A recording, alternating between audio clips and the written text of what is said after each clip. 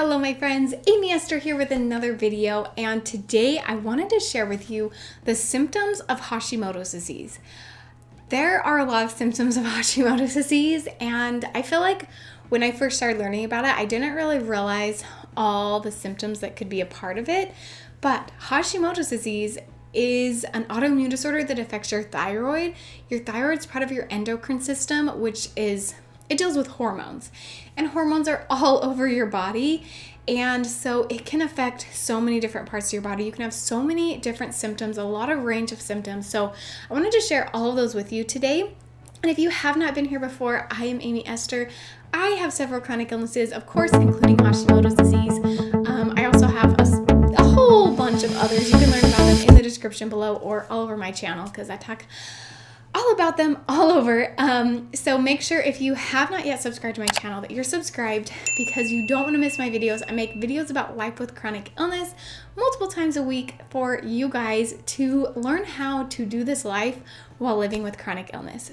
So let's get to the symptoms of Hashimoto's disease. If you want more information in detail about Hashimoto's disease, I do have a video all about Hashimoto's disease, what is it, how to get diagnosed, all that stuff. I will link that in the description below. And I also have a video about how to treat Hashimoto's disease. I will link that one as well. Some natural ways that you can treat Hashimoto's disease. If you are wanting more information about what Hashimoto's is, those are linked in the description below. But from now on to the rest of the video, I'm just going to assume you know what Hashimoto's disease is. Watch those if you need a refresher. Okay, so let's get to the symptoms of Hashimoto's disease. All right, I have a big old list here because, like I said, there's a lot of symptoms with Hashimoto's disease. Okay, the first one is fatigue. Most people with Hashimoto's disease deal with chronic fatigue. They are just exhausted all the time, and it can be really hard to live with. You might also have muscle weakness or muscle achiness, muscle pain. Those types of things are also very common with Hashimoto's disease. Muscle tenderness or stiffness in your muscles, just a lot of kind of muscle issues come with Hashimoto's disease. And you also might get maybe some exercise intolerance, like you get really fatigued after exercising. You have quick soreness in your muscles after exercising. That can be pretty common with Hashimoto's disease. Some other things we have here, unexplained weight gain. And the reason for that is Hashimoto's disease, typically you have an underactive thyroid, and it can just cause some issues with your weight gain, and it just makes it harder to lose weight. So that's definitely an unfortunate symptom of Hashimoto's disease, is most people have a hard time losing weight. You might also have rough, dry skin. You might have some dry hair and nails, brittle nails. Your hair might fall out, especially in kind of weird places. Like for me, my eyebrows, I fill them in, so they look a little bit better than normal, but my eyebrows are just like gone. Like from here to here, there's like nothing. And one day I really hope to get my eyebrows actually done. Brain fog, don't remember what it's called.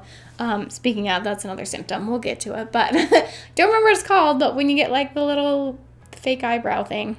Anyway, I'm hoping to get that one day, because yeah, my eyebrows are just gone.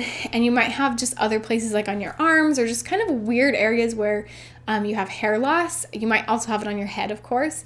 Any kind of hair loss or dryness, like your hair gets really dry and brittle, your skin is really dry and brittle. My hands get insanely dry.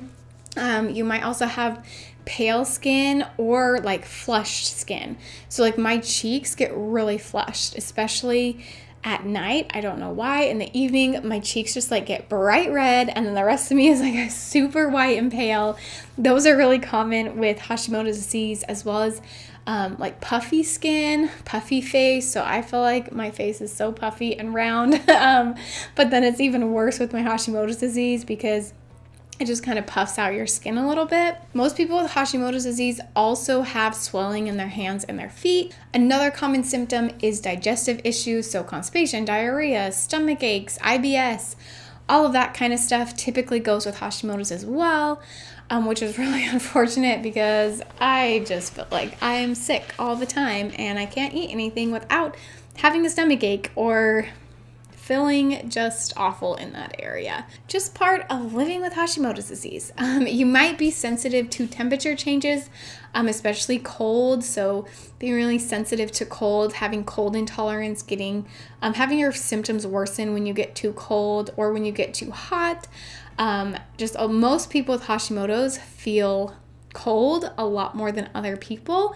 So like everyone else feels pretty like good and the temperature's really good for them, and you're like wrapped up in a blanket or a coat, that could be a sign of Hashimoto's disease as well. And unfortunately, depression and anxiety, I feel like depression and anxiety are a symptom of almost every chronic illness that I have researched. And I feel like it's because you're just so sick, and it's not only is it hard physically, but it's hard mentally to deal with being sick. And so a lot of us who suffer from chronic illness suffer from depression and or anxiety, and our brains just have a hard time dealing and coping with being in pain and having fatigue all the time. Another thing is you might have a swollen thyroid. I know mine usually on one side it feels like more swollen than the other. And I've had like where I've gotten massages and people have said something about it, like, oh wow, do you have, what's going on in here? It seems really swollen on this side or something. And that can also be a sign of Hashimoto's disease. And as we talked about a minute ago, brain fog, memory problems, confusion, you're very forgetful. Any kind of like brain fog type thing is really common with Hashimoto's disease. This is something I really struggle with. I often will say the wrong word if I'm talking to someone. My brain just kind of like mixes things up sometimes, and I'll forget things. Just like I just can't remember anything to save my life. Even things I was told 5 minutes ago, I like forget them, and that is really common with Hashimoto's disease. And one more thing, which is for women only, would be issues with menstruation. You might have heavy, long, painful periods. Things like endometriosis sometimes come along with it as well. But abnormal menstruation is pretty common because hormones are a big part of that process. And if your hormones are thrown off, it can cause problems there. And unfortunately, I hate to even mention this, but a lot of people with Hashimoto's disease, a lot of women also suffer from infertility and or recurrent miscarriages, which is the worst. I hate it so much. I've had 3 miscarriages myself, and they are just so hard. You feel like it's hard. I don't want to go into detail because it's just hard, because I have a lot of videos here on my channel about miscarriages if you want to learn more about some of the things that I do to get through them. And anyway, I don't want to talk too much about it, but it can be something that happens with Hashimoto's disease, unfortunately, as well as infertility. Now, notice I say infertility, not sterile. Those are 2 different things. A lot of people think if they hear the word infertility, they're never going to get pregnant, and that's totally not true. I have been pregnant multiple times. Like I said, I've been pregnant actually 5 times. I have 1 living daughter. I've had 3 miscarriages, and I'm currently pregnant as I'm filming this video.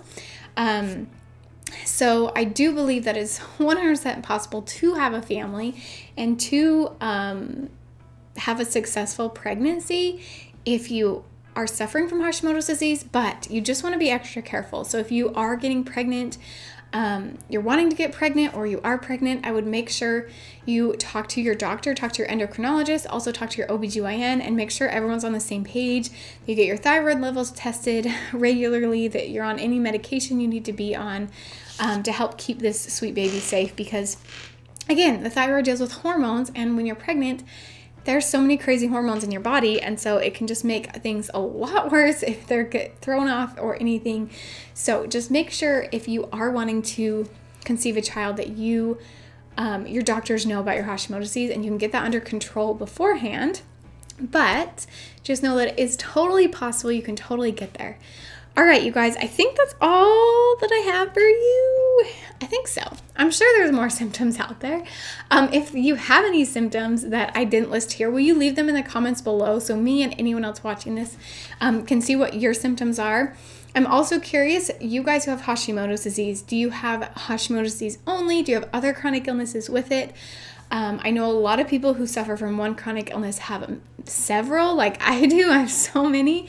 And so I'm curious if you guys also have multiple, or if you are only dealing with Hashimoto's disease, which again, I say only, but that doesn't mean it's not hard and stressful and that your life is easy, because it's still really tricky to live with Hashimoto's disease. But I'm just very curious. You guys let me know in the comments below. If you enjoyed this video, give it a thumbs up. That really helps my channel. And I hope that you guys subscribe if you have not already, especially if you have Hashimoto's. If you're dealing with any of these symptoms, you live with chronic fatigue and chronic pain, then you're definitely going to want to be subscribed, because I make videos about life with chronic illness every single week. So make sure you subscribe to my channel, and I would love to see you guys on my next video. Have a beautiful day.